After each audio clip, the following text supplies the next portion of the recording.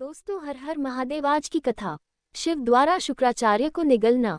व्यास जी बोले, हे ब्रह्मापुत्र सनत कुमार जी, शिवगणों द्वारा जब शिवजी को यह ज्ञात हुआ कि दैत्य गुरु शुक्राचार्य दैत्यों को पुनः जीवित कर रहे हैं और शिवगण उन्हें बंदी बना लाए हैं, तब क्रोधित होकर शिवजी ने शुक्राचार्य को निगल लिया था।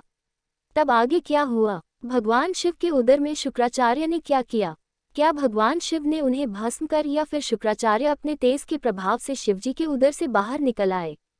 कृपा कर मुझे ये बातें बताए।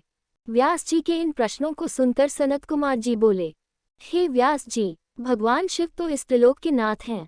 वे साक्षात ईश्वर हैं। उनकी आज्ञा के बिना इस संसार में कुछ भी नहीं होता। उनके कारण ही यह संसार चलता है। भगवान शिव के कारण ही देवताओं की हर युद्ध में जीत होती है। अंधक कोई साधारण दैत्य नहीं था। उसे यह बात ज्ञात थी कि वह त्रिलोकीनाथ भगवान शिव को नहीं जीत सकता। इसलिए वह अपने दैत्यकुल की रक्षा करने के लिए सर्वप्रथम अपने आराध्य दैत्य गुरु शुक्राचार्य के चरणों में गया और अपने गुरु की वंदना करने लगा। तब उन्होंने प्रसन्न होकर उसे आशीर्वाद दिया। दैत्यराज अंधक ने गुरु शुक्राचार्य से मृत संजीवनी विद्या द्वारा मरे हुए असुरों को जीवित करने की प्रार्थना की। शुक्राचार्य ने अपने शिष्य अंधक की प्रार्थना स्वीकार कर ली और युद्धभूमि में आ गए। शुक्राचार्य ने भगवान विद्येश शिव का स्मरण कर अपनी विद्या का प्रयोग आरंभ किया। उस विद्या का प्रयोग करते ही युद्ध में मृत पड़े दैत्य अपने अस्त्र शस्त्र लेकर इस प्रकार उठ खड़े हुए मानो इतनी देर से सोए पड़े हों। यह देखकर दैत्य सेना में अद्भुत उत्साह का संचार हो गया। राक्षसों में नई जान आ गई और वे भगवान शिव के गणों से भयानक युद्ध करने लगे।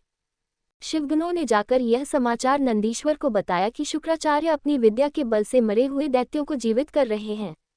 यह जानकर नंदी सिंह की भांति दैत्य सेना पर टूट पड़े और उस स्थान पर जा पहुंचे जहां शुक्राचार्य बैठे थे।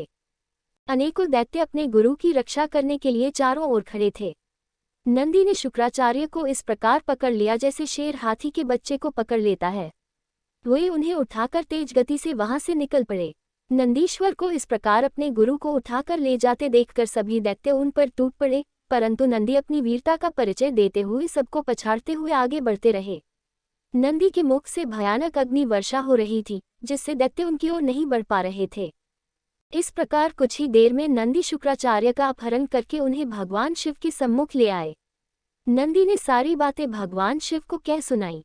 यह सब सुनकर देवाधिदेव महादेव जी का क्रोध बहुत बढ़ गया और उन्होंने दैत्य गुरु शुक्राचार्य को अपने मुंह में रखकर इस प्रकार निगल लिया जिस प्रकार कोई बालक अपनी पसंदीदा खाने की वस्तु को पल भर में ही सटक जाता है।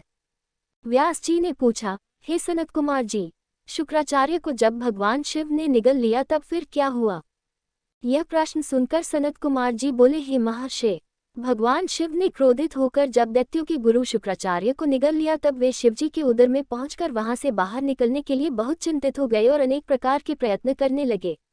जब वे किसी भी प्रकार से बाहर नहीं निकल पा रहे थे, तब उन्होंने भगवान शिव के शरीर में छिद्रों की खोज करनी शुरू कर दी, परंतु सैकड़ों वर्षों तक भी उन्हें कोई ऐसा छिद्र नहीं मिल सका जिससे वे बाहर आ जाते।